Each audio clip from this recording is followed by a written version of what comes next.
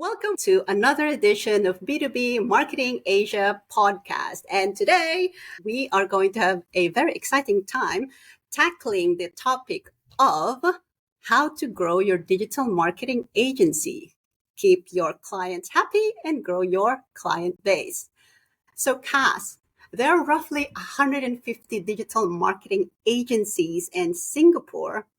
Based on your learnings, how can a digital marketing agency succeed and thrive in Singapore and throughout Asia?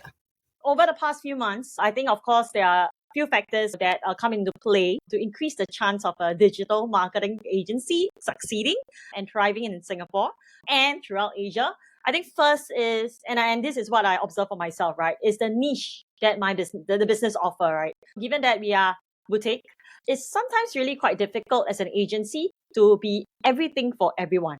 And the niche that we have carved for ourselves, given my team's background in marketing for tech companies in the past, whether or not it's driving partnerships or online marketing efforts, it helped us to narrow down the audience to target and the customers, and hence the customers that we have, right? So I guess the niche and audience plays a part. Secondly, is the people. I know, and I think talents are so difficult to get nowadays, and especially in a professional service industry where we operate in. I really cannot emphasize how important it is to have great talents and people who not only have that skill set, experience, but the belief, their belief in our purpose and the mission of OtterHalf, right? So I guess the people definitely play a part. Lastly, and I think this is a bonus, is probably my team's connections in Singapore and in Asia.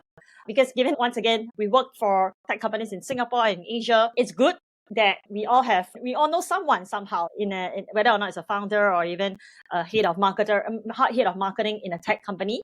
And with that, it helps to bring in businesses. But I would also mention that though I do believe that regardless of the connections that we have, even if we deliver subpar work, no client will still ever going to return. So I love to always tell my team that we should always aim to under promise and over deliver, and that's when customers would return. I hope I answer your question. Oh, you did. And it's very interesting as well. Like you said, you're a very young marketing agency, and there are other marketing agencies out there, but you managed to actually get client, and we'll get to Aloy in a little bit. But I would just like to know, given all of the budget cuts happening right now, how did you manage to initially get your clients? I know you mentioned that your connections and your team connection works, but what exactly did you do to convince them to take a chance on? Actually, not very proud of this, but like I said, connection is important. My first 3 clients are actually through really my friends or people who know me for a while, and even my connections, right? I think the first being Tour de France Singapore, that's happening actually end of next month. REFASH, Aloy here, and a brand new sustainable glamping experience at Lazarus Island, which is launching end of this year, Q4. And we're developing everything from scratch for them. So I would think, so the how part, answering your question, Sheila, when I started to think about even concepting and even trying to put this into paper or even to website, landing page, I've already go around asking for feedback on the concept of OtterHalf, right? And of course, I would always go to people who I know are founders or even marketers to tell me what they think of OtterHalf and the business concept around it. So I guess most of my first few clients actually came from that. They wanted to lend support, and that's how I guess doing a survey, and after that, them knowing that, hey, Cass, you're doing something, maybe let's work together because I do believe that you are able to value add our company. That's how I got but I also must say that actually from my 3rd client to my 4th client is actually the most challenging one, because my 4th client isn't anywhere connected to me, and so getting them, it's quite a big win for me, because at one point in time I was thinking to myself, is it because only my friends will support me? If I do not have friends today, would I still get the same kind of support from people? So I guess that kind of eased my worry a little bit when Zenith Learning Group, they are an tech company in Singapore, they decided to come on board to engage OtterHalf as a partner. Yeah. That was very brave of you, though, to even approach your friends, because normally it's your friends who are your biggest critic, right? Sometimes you True, true. actually have friends saying, no, that's not going to work, it's not going to work. But for them to then say, we'd like to work with you. And that's wonderful, which then leads me to ask Aloy, what made you decide to work with Cass? Hi, hello, Aloy here from REFASH. Thanks, Sheila, and thanks, Cass. I think first of all, just wanted to introduce REFASH to the audience. We are a platform for women to buy and sell secondhand. We have 16 offline stores in Singapore, as 5 in Kuala Lumpur. We are fast expanding. We were acquired by Carousel in May last year, and it's been a year and a half joining the group. And we have expanded the business by really quite a bit in the last couple of years. To really answer your question, Sheila, working with Cass is a no-brainer. But even before that, she has put it very nicely across, right? By reaching out to us, I think she also see that opportunity in our minds even before she got to starting OtterHalf.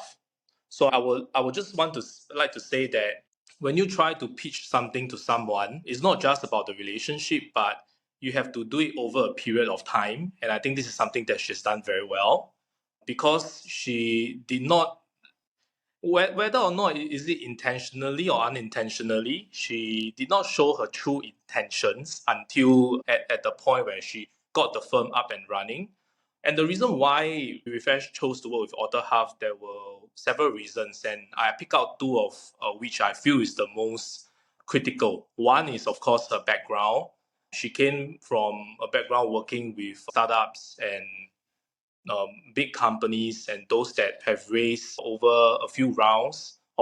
And also, the industry that she was in was wide ranging. So I know she came from companies like Food Panda in the past, TripAdvisor as well. And I thought we could benefit from that experience. And she also initiated a lot of major campaigns and partnership campaigns in particular. And that was really also one of the reasons why we wanted to work with an agency, because we did not have a partnership team in Refresh, right? And because we want to super speed growth, I think for us, if we were to start our partnerships team from scratch through internal hiring, it would take a certain amount of time. And this is the tail end of the year, it's the business end of the year. We want to make things happen. And working with Cass, we know that she's very particular about execution, and that to me is one of the really the strong reasons, and together with her background working with her. And one of the other reasons why Refresh chose to work with OtterHalf is, of course, because of her and her team's personality. And even more than that is the relationship that we had over a long period of time. I had the luxury to know her over a good decade, even more than that, right? I know her character, I know how she does things, and it just gives me a lot of comfort to work with someone that I'm familiar with and that I can trust and I know will never let me down. Yeah, these are the two main reasons why Refresh chose to work with OtterHalf. So if I were to put it in a marketing parlance, this is all about nurturing that relationship, which we sometimes forget. We want to acquire new clients, but we don't really put in the effort to build that relationship beforehand. So that's a very great example coming from a client. Another question that I would like to then ask Aloy, because you might have worked or you're probably working with other digital marketing agencies or other agencies, but do you have a metric where you assess the performance of your agencies? Because I think that this is going to be very interesting in as much as our listeners out there would like to know, how exactly does my client judge me? So do you have a metric, our standard metric that you then check to go, yep, they're delivering, no, they're not delivering? And would you be able to share? Yeah, so to be honest, in 7 years of operation, we have worked with a couple of agencies in the past. And I think Cass summed it up correctly at the start, very succinctly, at least to me, is to always under promise and over deliver. In fact, that's the mantra that I also live by when it comes to my team and their performances. Matrix or not, I think at the very start with the agency together with the client, it's very important to set out the outcomes, the deliverables, right? What do we expect at the end? And in this case, I think OtterHalf has delivered because she was always she was always looking at the timeline because it was a 3-4 months engagement, and she was very at every point in time during our weekly syncs, she will always bring up the fact that this is what we want to achieve at the end of the engagement, and let's make sure we are on track. And from a client perspective, I had that visibility, right? I knew whether or not we were on the right track. And at the end, when we were doing the closing, they delivered more than what was expected. So setting the goals at the start and also showing us that visibility throughout the entire engagement period, and eventually at the closure, being able to deliver on what was promised, I think that, and even over deliver, if I may say, I think it's a very important attribute to have. Yeah. You must be very happy right now listening to all of those things, Cass, coming from your client there. Now, okay, I'm going to then ask you, Cass, what are your tips? So you've mentioned that you're a very young company. What are your tips in getting yourself noticed? So you did the market research / getting surveys from your friends, but what are your ongoing strategy or activities to make sure that the you can say leads would notice you? Yes, it's very encouraging to hear what Aloy said, especially for my team. And I'm definitely going to bring this back to my team because it's a team effort. Yeah. But I think coming back to you, Sheila, the tips that I have. So I guess 3 main points. Firstly, and I think I alluded to that previously, is to know your target audience, know who they are. And very early in my journey, I already have established what is OtterHalf's USP, right? That it will be our forte in driving growth for tech companies. And we just keep drilling into it, keep drilling. And with that, we identified the founders or marketing leads of tech companies to be our target audience. So I think really that's number one, right? Know your target audience before you can do anything else. Secondly, so with that, we created content on platform that they hang out at, typically because they are professionals, typically LinkedIn. And with that, we just day in, day out, create content and the place, share, and just provide materials that they'll be interested to read about or even react to.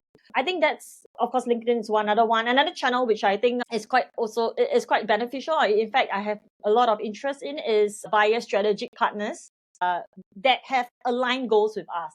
So we were actually testing out the idea of reaching out to VCs, incubators, accelerators, or even like angel investors, right? I think a couple of weeks ago. And with that, we actually had very good interest in them wanting to engage us. Like, hey, Cass, heard about OtterHalf, interested to see how we can work together to benefit or value add our portfolio companies. So with that, because we all have a common goal of driving growth for the businesses that we engage with or under their portfolio, right? So I think partnerships actually are actually doing quite well for us. And in fact, because of that, we are launching a partner program very soon in the next 1 to 2 weeks, just targeted at investors. So then, and I think my third point is to build credibility, right? I think the fact that today I'm not gonna hide about it, but Sheila, the fact that I have myself and Aloy talking to you today is also trying to boost our credibility, right? Telling our story, making sure that people know about us. So whether or not it's media features like on this podcast or the great testimonials that Aloy has, our clients have, and of course in this case Aloy have of us, it's always good to promote that, to let people know the work that we have done. Yeah, so that I guess is something. These are some tips, but of course, in no way all encompassing. These are really just some examples I can think of. And they're actually very useful, especially those who are thinking that, as long as I reach out and do all of those cold calls or cold emails on LinkedIn, I don't know. But for me, it doesn't really work when some random person just wants to say, hey, I want to connect and suddenly start selling without really letting me know what they are doing or what is their objective. So those are really good tips there, Cass. OtterHalf, trying to partner with companies that align with their objectives. Your business combines commercial opportunity with sustainability. I got this from your website. How do you differentiate yourself from similar but bigger businesses like H&M that encourages recycling clothes, or smaller thrifting companies? And how is OtterHalf helping you spread that word about REFASH? Oh, wow, Sheila, this is a tough one. I have to say for sure that when we first started Refresh, we wanted it to be very different from the existing solutions that are out there. To be honest, we did not start out as a fashion retail company, but as more of really a service provider, a platform that meaningfully expand the spectrum of people that are willing to buy and sell secondhand. So when it comes to selling, we want to deliver a hassle-free experience for them to just drop it off at any of our stores island-wide. And even you can request for courier, a doorstep pickup from our courier company, pick up items that you are no longer wearing, bring it to us, we'll go through them, return you with a quotation, with an evaluated price. You can choose to say yes or no. If you say yes, we'll just pay now you the payment, we'll wire across the payment to you. And the items that we reject, we will help them to upcycle and or even donate them away to charitable organizations that we are working with. And on the buy side, we wanted to deliver an exceptional experience, something unlike any other. Right today, Refresh is conveniently located at 16 of the major shopping malls in Singapore. You don't see that from thrift stores. They are usually at shop houses or older shopping malls. None of our stores looks like a second-hand store. In fact, it's really a boutique experience. And we are omni-channel. Like I say, you can shop online. And if you browse refresh.sg, we also have a Malaysia site, refresh.my. You'll be able to browse up to 25,000 pieces or 25,000 listings. And they are all beautifully shot, professionally captured. And when it comes to receiving them, it's a doorstep delivery and there are even returns, right? So it's all in all trying to put forth a experience unlike any other, customer experience, shopping experience, so that we can get more people to buy and sell secondhand. And H&M started out as a fashion retail company. I think today they see the merits of sustainability and sustainable fashion. So kudos to all the big fashion retail international brands that are doing it right now. And Refash, for what we are worth, we have been buying and we have been selling, retailing secondhand pieces for the longest time. And we do have H&M items as well. We have Zara, Love Bonito, Uniqlo, so on and so forth. Speaking of the engagement that we have with OtterHalf, to be honest, at the stage where we were pitching some of these partnership programs with the landlords and the brands, Cass herself, together with her team, was representing myself to pitch the business across and the partnership program representing us to the prospective partners that we wanted to work with. She took time to understand the business, and in the end, I think she was able to represent the brand the same way that I could or my teammates could. So I think what OtterHalf has done very well is really to understand the business on the deeper level, not just on the partnership alone and what we set out in terms of the deliverables, but they dug deeper. They understood the business model and they went on to represent us in an amazing manner. So I think this was really something that stood out for me. And yeah, I love that even Cass herself is avid customer of brands like our Second Nature, and is also one of the top selling brands that we have on site, which means on her end, she's someone that aligns the principles even on the individual level, right? Because OSN, they also preach about sustainable fashion and having a capsule closet. And that's also something that aligns with us. And I think in one way or another, the business must have aligned with OtterHalf as well. That's why when she was helping us to push this partnership program across, I can really sense that passion coming from the team and herself. Yeah. And on top of that, of course, our decade-long friendship, right? I think it could have been one of the reasons why she was working extra hard to help us ensure that the outcomes is something that is beneficial to both parties. Yep. That is, from what I'm hearing, you went the extra mile, Kaz, in there. Yes, the ideal is that a marketing agency understands the client, the brand, and all of that. But for you to actually reach a point that you were able to represent REFASH to these landlords. I think it's an amazing feat. Let me just check on the last two questions that I have. As a small agency as well, there's all this talk about you need to make sure that you have the right marketing tools. Is that true in your case, or do you think that people are digital marketing owners of small businesses? Should they start investing in marketing tools? Or if not the big ones, what do you think are the things that they should consider? Rather than me in terms of what kind of marketing tools we should be using. Exactly. Yes. This is such a timely question because I just wrote out some content marketing creation for OtterHalf, talking about the marketing tools that my team uses. It's fresh in my mind. So I guess and maybe let me clarify a little bit. So in terms, this is a marketing tool that we use on behalf of our client. Is it to help our client do better? All right. Okay. So now the buzzword is generative AI, right? I believe if you don't know anything about generative AI, I'll be surprised, but I won't judge. But anyway, I think for me, I think it has really helped our. So I think the thing about service line is you can either charge more. I mean, in terms of profitability, you can either charge more or you can increase your productivity by using tools that lower the amount of time that your team spends on it. ChatGPT is definitely one that my team have been using very regularly. In fact, for me as well, it cuts down a lot of my time that I would otherwise spend on coming out with admin-related stuff or like contracts creation. So I think that's one.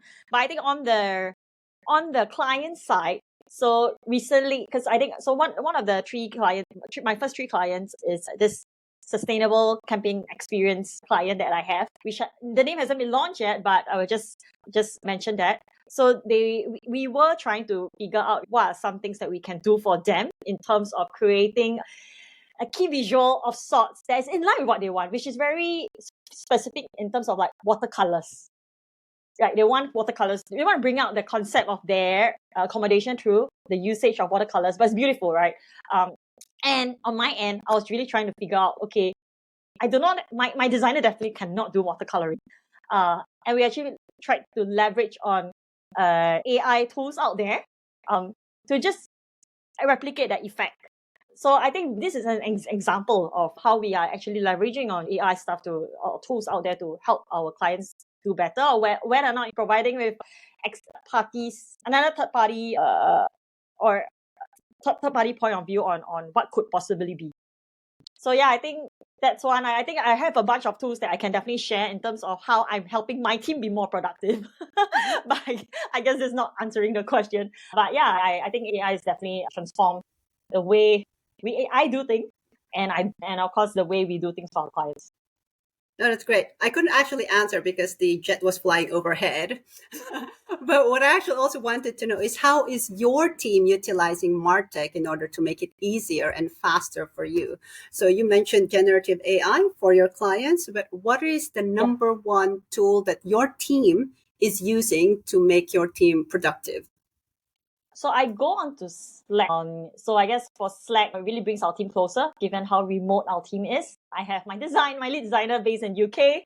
I have my social media strategist based in Philippines, and some of them are basing in Latam, right? So with this disconnect sometimes, it's very important to stay connected through a platform of sorts like Slack, where they actually do have apps that brings you closer, right? I'll just automate questions to them, to ask them to check in and to see what they're doing for the week, right? And of course, to offer kudos if they've done great work.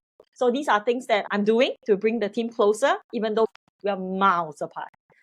Another one is Notion. Notion is, again, one of the more effective organization tool for my team and myself.